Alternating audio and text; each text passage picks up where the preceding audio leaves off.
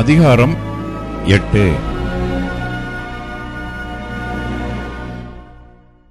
அப்பொழுது கர்த்தருடைய உடன்படிக்கை பெட்டியை சீயோன் என்னும் தாவீதின் நகரத்திலிருந்து கொண்டு வரும்படி சாலமோன் இஸ்ரவேலின் மூப்பரையும் கோத்திர பிரபுக்களாகிய இஸ்ரவேல் புத்திரரிலுள்ள பிதாக்களின் தலைவர் அனைவரையும் எருசலேமில் ராஜாவாகிய சாலமோன் தன்னிடத்திலே கூடிவரச் செய்தான்.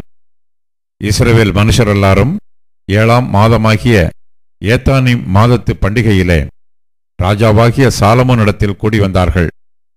இஸ்ரவேலின் மூப்பர் அனைவரும் வந்திருக்கையில் ஆசாரியர் கர்த்தருடைய பெட்டியை எடுத்து பெட்டியையும் ஆசரிப்பு கூடாரத்தையும் கூடாரத்திலிருந்த பரிசுத்த பணிமுட்டுகள் அனைத்தையும் சுமந்து கொண்டு வந்தார்கள். ஆசாரியரும் லேவியரும் அவைகளை சுமந்தார்கள்.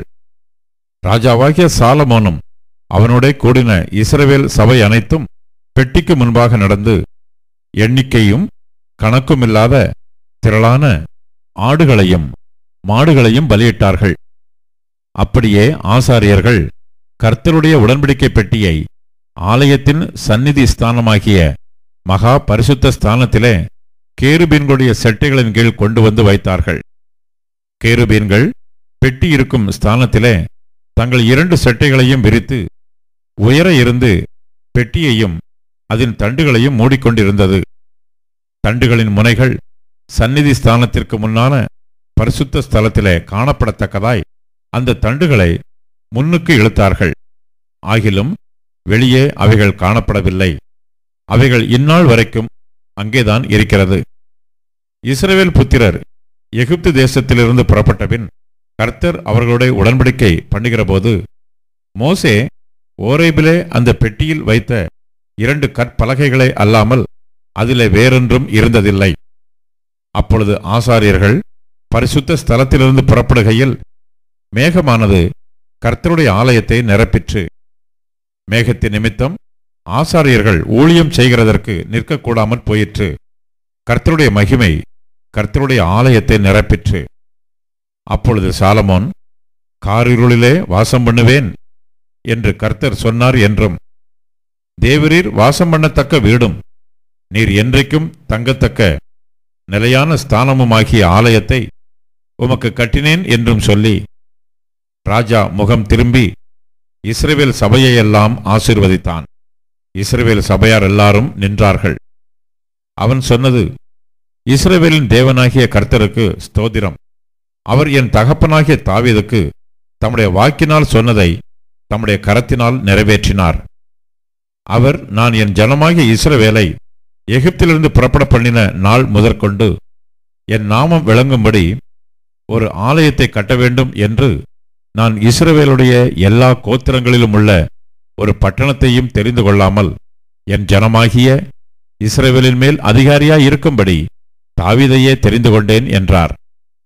இஸ்ரவேலின் தேவனாகிய கர்த்தரின் நாமத்திற்கு ஆலயத்தை கட்ட வேண்டும் என்கிற விருப்பம் என் தகப்பனாகிய தாவீதின் இருதயத்தில் இருந்தது. ஆனாலும் கர்த்தர் என் தகப்பனாகிய தாவீதை நோக்கி, என் நாமத்திற்கு ஆலயத்தை கட்ட வேண்டும் என்கிற விருப்பம் உன் மனதிலே இருந்தது நல்ல காரியம்தான். ஆனாலும் நீ அந்த ஆலயத்தை கட்டமாட்டாய். உன் கற்ப பிறப்பாகிய உன் குமாரனே என் நாமத்திற்கு அந்த ஆலயத்தை கட்டுவான் என்றார். இப்போதும் கர்த்தர் சொல்லிய தம்முடைய வார்த்தையை நிறைவேற்றினார். கர்த்தர் சொன்னபடியே நான் என் தகப்பனாகிய தாவீதின் ஸ்தானத்தில் எழும்பி இஸ்ரவேலின் சிங்காசனத்தின் மேல் உட்கார்ந்து இஸ்ரவேலின் தேவனாகிய கர்த்தரின் நாமத்திற்கு ஆலயத்தை கட்டினேன். கர்த்தர் நம்முடைய பிதாக்களை எகிப்து தேசத்திலிருந்து புறப்பட பண்ணின போது அவர்களோட பண்ணின உடன்படிக்கை இருக்கிற பெட்டிக்காக அதிலே ஒரு ஸ்தானத்தை உண்டாக்கினேன் என்றான். பின்பு சாலமோன் கர்த்தருடைய பலிபீடத்திற்கு முன்னே இஸ்ரவேல் சபையார் எல்லாருக்கும் எதிராக நின்று வானத்திற்கு நேராக தன் கைகளை விரித்து, இஸ்ரவேலின் தேவனாகிய கர்த்தாவே, மேலே வானத்திலும் கீழே பூமியிலும் உமக்கு ஒப்பான தேவன் இல்லை. தங்கள் முழு இருதயத்தோடும் உமக்கு முன்பாக நடக்கிற உமது அடியாருக்கு உடன்படிக்கையையும் கிருபையையும் காத்து வருகிறீர். தேவரீர் என் தகப்பனாகிய தாவீது என்னும் உம்முடைய தாசனுக்கு செய்த வாக்குத்தத்தத்தை காத்தருளினீர். அதை உம்முடைய வாக்கினால் சொன்னீர். இந்நாளில் இருக்கிறபடி உம்முடைய கரத்தினால் அதை நிறைவேற்றினீர். இஸ்ரவேலின் தேவனாகிய கர்த்தாவே, தேவரீர் என் தகப்பனாகிய தாவீது என்னும் உம்முடைய தாசனை நோக்கி, நீ எனக்கு முன்பாக நடந்தது போல உன் குமாரரும் எனக்கு முன்பாக நடக்கும்படி தங்கள் வழியை காப்பார்களேயானால், இஸ்ரவேலின் சிங்காசனத்தின் மேல் வீற்றிருக்கும் புருஷன் எனக்கு முன்பாக உனக்கு இல்லாமற் போவதில்லை என்று சொன்னதை இப்பொழுது அவனுக்கு நிறைவேற்றும். இஸ்ரவேலின் தேவனே, என் தகப்பனாகிய தாவீது என்னும் உம்முடைய தாசனுக்கு சொன்ன உம்முடைய வார்த்தை மெய் என்று விளங்குவதாக. தேவன் மெய்யாக பூமியிலே வாசம் பண்ணுவாரோ, இதோ வானங்களும் வானாதி வானங்களும் உம்மை கொள்ளாதே. நான் கட்டின இந்த ஆலயம் எம்மாத்திரம்? என் தேவனாகிய கர்த்தாவே, உமது அடியேன் என்று உமது சந்நிதியில் செய்கிற விண்ணப்பத்தையும் மன்றாட்டையும் கேட்டு உமது அடியேனுடைய விண்ணப்பத்தையும் வேண்டுதலையும் திருவுளத்தில் கொண்டருளும். உமது அடியேன் இவ்விடத்திலே செய்யும் விண்ணப்பத்தை கேட்கும்படி என்னுடைய நாமம் விளங்கும் என்று நீர் சொன்ன ஸ்தலமாகிய இந்த ஆலயத்தின் மேல் உம்முடைய கண்கள் இரவும் பகலும் திறந்திருப்பதாக. உமது அடியானும் இந்த ஸ்தலத்திலே விண்ணப்பம் செய்யப் போகிற உமது ஜனமாகிய இஸ்ரவேலும் பண்ணும் ஜெபத்தை கேட்டருளும். பரலோகமாகிய உம்முடைய வாசஸ்தலத்திலே அதை நீர் கேட்பீராக, கேட்டு மன்னிப்பீராக. ஒருவன் தன் அயலானுக்கு குற்றம் செய்திருக்கையில் இவன் அவனை ஆணையிடச் சொல்லும்போது, அந்த ஆணை இந்த ஆலயத்திலே உம்முடைய பலிபீடத்திற்கு முன் வந்தால், அப்பொழுது பரலோகத்தில் இருக்கிற தேவரீர் கேட்டு துன்மார்க்கனுடைய நடக்கையை அவன் தலையின் மேல் சுமரப் பண்ணி அவனை குற்றவாளியாக தீர்க்கவும், நீதிமானுக்கு அவனுடைய நீதிக்கு தக்கதாய் செய்து அவனை நீதிமானாக்கவும் தக்கதாய் உமது அடியாரை நியாயம் தீர்ப்பீராக. உம்முடைய ஜனங்களாகிய இஸ்ரவேலர் உமக்கு விரோதமாய் பாவம் செய்தது நிமித்தம் சத்துருவுக்கு முன்பாக முறிந்து போய் உம்மிடத்திற்கு திரும்பி உம்முடைய நாமத்தை அறிக்கை பண்ணி இந்த ஆலயத்துக்கு நேராக உம்மை நோக்கி விண்ணப்பத்தையும் வேண்டுதலையும் செய்தால், பரலோகத்தில் இருக்கிற தேவரீர் கேட்டு உம்முடைய ஜனமாகிய இஸ்ரவேலின் பாவத்தை மன்னித்து அவர்கள் பிதாக்களுக்கு நீர் கொடுத்த தேசத்துக்கு அவர்களை திரும்பி வர பண்ணுவீராக. அவர்கள் உமக்கு விரோதமாய் பாவம் செய்ததினால் வானம் அடைபட்டு மழை பெய்யாதிருக்கும் போது அவர்கள் இந்த ஸ்தலத்திற்கு நேராக விண்ணப்பம் செய்து உம்முடைய நாமத்தை அறிக்கை பண்ணி தங்களை தேவரீர் கிளேசப்படுத்துகையில் தங்கள் பாவங்களை விட்டு திரும்பினால், பரலோகத்தில் இருக்கிற தேவரீர் கேட்டு உமது அடியாரும் உமது ஜனமாகிய இஸ்ரவேலும் செய்த பாவத்தை மன்னித்து அவர்கள் நடக்க வேண்டிய நல்வழியை அவர்களுக்கு போதித்து, தேவரீர் உமது ஜனத்திற்கு சுதந்திரமாக கொடுத்த உமது தேசத்தில் மழை பெய்ய கட்டளையிடுவீராக. தேசத்திலே பஞ்சம் உண்டாகிற போதும், கொள்ளை நோய் உண்டாகிற போதும், வறட்சி, சாவி, வெட்டுக்கிளி, பச்சைக்கிளி உண்டாகிற போதும், அவர்கள் சத்துருக்கள் தேசத்தில் உள்ள பட்டணங்களை முற்றுகை போடுகிற போதும், யாதொரு வாதையாகிலும் யாதொரு வியாதியாகிலும் வருகிற போதும், உம்முடைய ஜனமாகிய இஸ்ரவேல் அனைவரிலும் எந்த மனுஷனானாலும் தன் இருதயத்தின் வாதையை உணர்ந்து இந்த ஆலயத்துக்கு நேராக தன் கைகளை விரித்துச் செய்யும் சகல விண்ணப்பத்தையும் சகல வேண்டுதலையும் உம்முடைய வாசஸ்தலமாகிய பரலோகத்தில் இருக்கிற தேவரீர் கேட்டு மன்னித்து, தேவரீர் எங்கள் பிதாக்களுக்கு கொடுத்த தேசத்தில் அவர்கள் உயிரோடு இருக்கும் நாளெல்லாம் உமக்கு பயப்படும்படிக்கு தேவரீர் ஒருவரே எல்லா மனுபுத்திரரின் இருதயத்தையும் அறிந்தவராதலால், நீர் அவனவன் இருதயத்தை அறிந்திருக்கிறபடியே அவனவனுடைய வழிகளுக்கு தக்கதாகச் செய்து அவனவனுக்கு பலன் அளிப்பீராக. உம்முடைய ஜனமாகிய இஸ்ரவேல் ஜாதி அல்லாத அந்நிய ஜாதியார் உமது மகத்துவமான நாமத்தையும் உமது பலத்த கரத்தையும் உமது ஓங்கிய புயத்தையும் கேள்விப்படுவார்களே.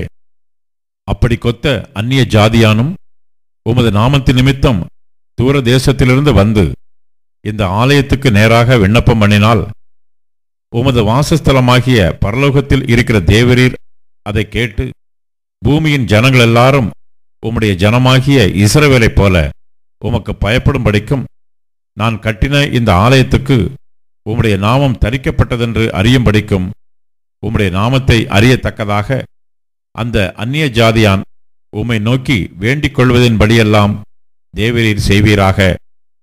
நீர் உம்முடைய ஜனங்களை அனுப்பும் வழியிலே அவர்கள் தங்கள் சத்துருக்களோடு யுத்தம் பண்ண புறப்படும் போது நீர் தெரிந்து கொண்ட இந்த நகரத்துக்கும் உம்முடைய நாமத்துக்கு நான் கட்டின இந்த ஆலயத்துக்கும் நேராக கர்த்தரை நோக்கி விண்ணப்பம் பண்ணினாள். பரலோகத்தில் இருக்கிற தேவரீர் அவர்கள் விண்ணப்பத்தையும் வேண்டுதலையும் கேட்டு அவர்கள் நியாயத்தை விசாரிப்பீராக. பாவம் செய்யாத மனுஷன் இல்லையே.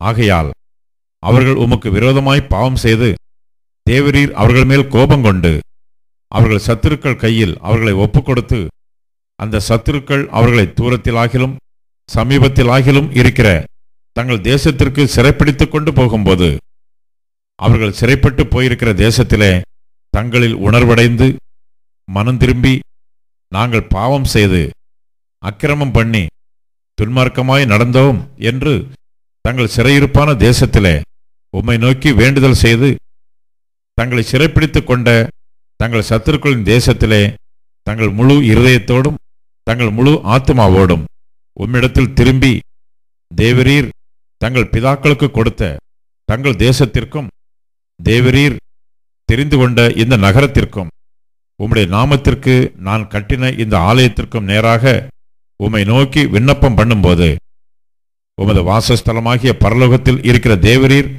அவர்கள் விண்ணப்பத்தையும் வேண்டுதலையும் கேட்டு அவர்கள் நியாயத்தை விசாரித்து உம்முடைய ஜனங்கள் உமக்கு விரோதமாய் செய்த பாவத்தையும் அவர்கள் உம்முடைய கட்டளையை மீறிய அவர்கள் துரோகத்தையும் எல்லாம் மன்னித்து அவர்களை சிறைப்பிடித்துக் கொண்டு போகிறவர்கள் அவர்களுக்கு இறங்கத்தக்கதான இரக்கத்தை அவர்களுக்கு கிடைக்க பண்ணுவீராக.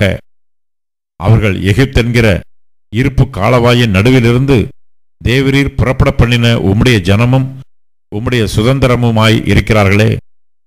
அவர்கள் உம்மை நோக்கி வேண்டிக் கொள்வதன்படியெல்லாம் தேவரீர் அவர்களுக்கு செய்யும்படி உம்முடைய கண்கள் உமது அடியானின் வேண்டுதலுக்கும் உமது ஜனமாகிய இஸ்ரவேலின் வேண்டுதலுக்கும் திறந்திருப்பதாக.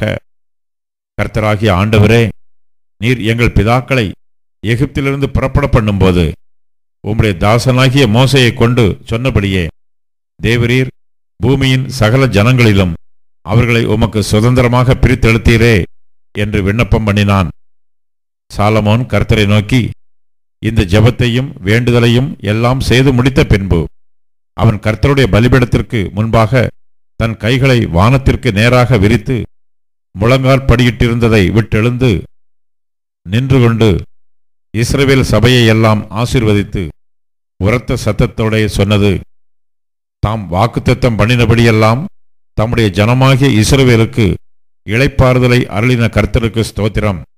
அவர் தம்முடைய தாசனாகிய மோசையை கொண்டு சொன்ன அவருடைய நல்வார்த்தைகளில் எல்லாம் ஒரு வார்த்தையானாலும் தவறிப்போகவில்லை.